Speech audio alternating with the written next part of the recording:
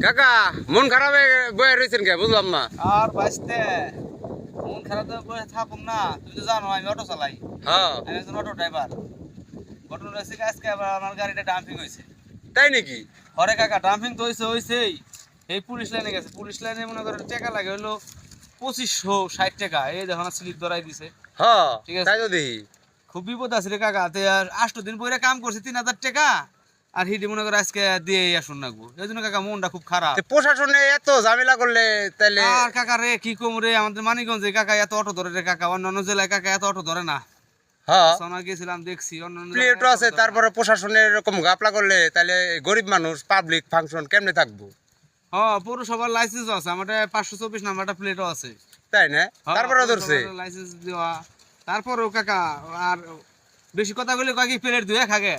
তাই নাকি? প্লেট ধুয়ে পানি খাগে, এই কথা কয়। খুব দুঃখ।